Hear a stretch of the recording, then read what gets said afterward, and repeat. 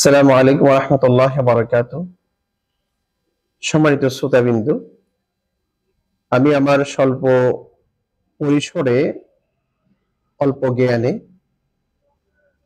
গত ১৫ বছর ধরে আলহামদুলিল্লাহ মসজিদ, বিশ্ববিদ্যালয়, আমার ইনস্টিটিউট এবং সব মিলিয়ে কিছু দিনের কাজ করে যাচ্ছি। প্রতিকূল অবস্থা থাকার পরেও আমার মুসল্লি, ছাত্র অথবা ফলোয়ার যারা আছেন তাদের কাছে আমার মেসেজ দেওয়ার চেষ্টা করছি আলহামদুলিল্লাহ। এখন অনুকূল পরিবেশ মনে করছি। যার কারণে আমি ইনশাআল্লাহ প্রতিদিন অল্প করে একটা বা ২ টা আ ছোট, ছোট ভিডিওর মাধ্যমে আমি কিছু দ্বীনি মেসেজ দিতে চাই। আমি সহ যারা শুনবেন আল্লাহ রাব্বুল আলামিন যেন আমাদের সবাইকে আমল করার তৌফিক দান করেন। আমরা সে কথাটাই বলার চেষ্টা করব যেটা আমরা নিজেরা আমল করতে পারি এবং আল্লাহর কাছে সবসময় তৌফিক কামনা করব। আমি এখন যেটা বলতে চাই সেটা হলো মসজিদ কেন্দ্রিক দ্বীনি দাওয়াতকে প্রসারিত করা। আমাদের দেশে অসংখ্য মসজিদ আছে। মসজিদগুলোতে উলামায়ে কেরাম, খুতাবায়ে আযম, ইমাম সাহেবেরা তাদের স্বল্প পরিসরে আ গণ্ডির ভিতরে থেকে ইসলামের কিছু কথা বলার চেষ্টা করেন। কেউ, কেউ সাহসিকতার সাথে পূর্ণাঙ্গ ইসলামের রূপটা উপস্থাপন করার চেষ্টা করেন। যারা ইসলামের পরিপূর্ণ বিধানকে পরিবার, সমাজ, রাষ্ট্রে বাস্তবায়নের জন্য দাওয়াত দিয়েছেন মাঠে ময়দানে, তাদের অনেককে শহীদ হতে হয়েছে, নিগৃহীত হতে হয়েছে, নির্যাতিত হতে হয়েছে। আবার অনেকে সামান্য ব্যক্তিগত জীবনের আমলগুলো বলে থাকেন। ৫২ টা সপ্তাহ ১ বছরে তারা সেখানে সালাত, সিয়াম আর হজ এর মধ্যে তাদের দাওয়াতি মিশনকে সীমিত রাখেন। অথচ মুহাম্মদুর রাসূলুল্লাহ সাল্লাল্লাহু আলাইহি সাল্লাম ৬২২ সালের ২৩শে সেপ্টেম্বর মদিনায় পৌঁছেছেন। সেখানে ১০ বছর গ্র্যাজুয়ালি ক্রমান্বয়ে ব্যক্তিগত জীবন, পারিবারিক জীবন, সামাজিক জীবন, রাষ্ট্রীয় জীবন, জীবনের সব ক্ষেত্রে আল্লাহর দেয়া মেসেজ, ইবাদতের, রিসালাতের মেসেজ, ইবাদতকে ব্যক্তিগত, পারিবারিক, সামাজিক, রাষ্ট্রীয় জীবনে বাস্তবায়ন করেছেন।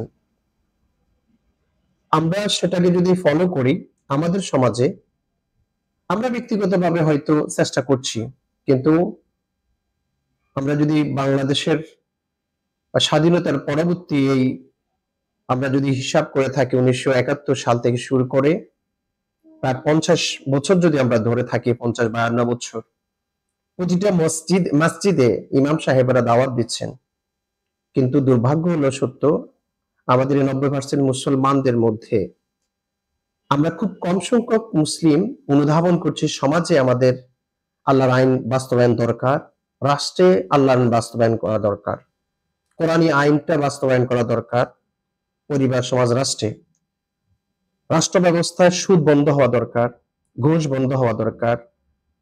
আল্লাহ রাব্বুল আলামিন আহকামের যে বিধানগুলো দিয়েছেন কোরআনের আয়াত দিয়েছেন, বিধানের যে আয়াতগুলো সেগুলো রাষ্ট্রের সাথে যেগুলো রিলেটেড সেটা রাষ্ট্র বাস্তবায়ন করবে, সমাজের সাথে রিলেটেড সেটা সমাজ বাস্তবায়ন করবে। কিন্তু আমরা মসজিদগুলোতে খুতবা ইজামেরা হয়তো অনুধাবন কেউ করছেন, কেউ করেননি। কিন্তু এটা তো সত্য, আল্লাহ রাব্বুল আলামিনের একটা আইনকে কেউ যদি অস্বীকার করে অথবা বিরোধিতা করে অথবা ঘৃণা করে আর আল্লাহর সমুদয় সকল আইনকে যদি বাস্তবায়নও করে, একটাকে ঘৃণা করার কারণে, একটাকে অস্বীকার করার কারণে অথবা একটা আইনের বিরোধিতা করার কারণে তার ঈমান আর থাকে না, সে কাফির হয়ে যাবে। তাহলে সমাজের সাথে যে বিধানগুলো আছে অথবা রাষ্ট্রের সাথে যে বিধানগুলো আছে, আমাদের মুসলিম ভাই বোনরা সেটা বাস্তবায়নের তো চেষ্টা অনেকের নাই। আবার যারা দাওয়াত দিচ্ছেন তাদেরকে বিভিন্ন ট্যাগ লাগিয়ে এবং সেই বিধানের বিরুদ্ধাচরণ করে তারা মুসলিম থাকেন কিভাবে? সম্মানিত মুসল্লিয়ান আইজাম, যারা ইমাম সাহেবের কথা শুনেন মসজিদে যান, আমি খোতাবা আইজামদেরকে বলবো, যারা আমার ভাই আমার মতো দিনের দাওয়াত দিয়ে থাকেন, তাদেরকে বলবো এখন তো আর ভয় থাকার কথা নয়।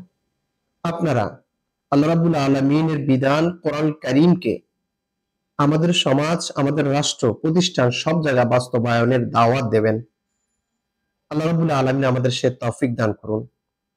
আমার মেসেজ থাকবে প্রত্যেকটা জুমাতে, প্রত্যেকটা মাহফিলে অন্তত একটা সেন্টেন্স থাকবে বা 1 মিনিট 2 মিনিট কথা থাকবে যে আমরা যে টপিক নিয়ে কথা বলছি এটা ইসলামের বিধান।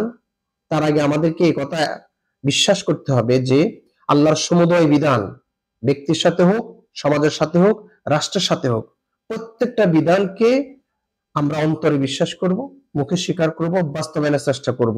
কোন একটা বিধানকে অস্বীকার করব না, ঘৃণা করব না, বিরোধিতা করব না। কারণ আল্লাহর একটা বিধানকে অস্বীকার বা ঘৃণা বিরোধিতা করলে ঈমান আর থাকে না। সে তাহাজ্জুদ গুজার হোক, সে অসংখ্যবার হজ পালন করুক, সে যাই করুক না কেন, কিন্তু একটা বিধানকে অস্বীকার করার সুযোগ নেই। এজন্য আমাদের ভাইয়েরা, আমাদের মসজিদের খতিব, সম্মানিত খতিবগণ প্রতিদিন প্রত্যেকটা আলোচনার আগে এই কথাটা আমাদেরকে জানাই দিতে হবে। আমরা যতটুকু পারি চেষ্টা করবো পালন করার জন্য, কিন্তু বিরোধিতা করতে পারবো না। কোন আল্লাহর বান্দা যখন আল্লাহর বিধানকে পরিবার, সমাজ, রাষ্ট্রে বাস্তবায়নের জন্য দাওয়াত দেন, তার বিপক্ষে তো যাওয়াই যাবে না। তাকে সহযোগিতা করা প্রত্যেক মুমিনের জন্য ফরজ, যেহেতু এটা আল্লাহর বিধান। আল্লাহ রাব্বুল আলামিন আমার এই মেসেজটা, এই কথাগুলো, ঈমানের দাওয়াতটা আমি শুদ্ধ যারা শুনছেন আমাদের সবাইকে পালন করার, সবাইকে মেনে চলার তৌফিক দান করুন। কোরআন কারীমকে পরিবার, সমাজ, রাষ্ট্রে বাস্তবায়নের এই দাওয়াত, এই মিশনে আমরা যেন আমাদের সর্বাত্মক প্রচেষ্টা চালাতে পারি ইখলাসের সহিত। আল্লাহ আমাদের সে তৌফিক দান করুন। ওয়া মা তৌফিক ইল্লা বিল্লাহ। আসসালামু আলাইকুম ওয়া রাহমাতুল্লাহি ওয়া বারাকাতুহু।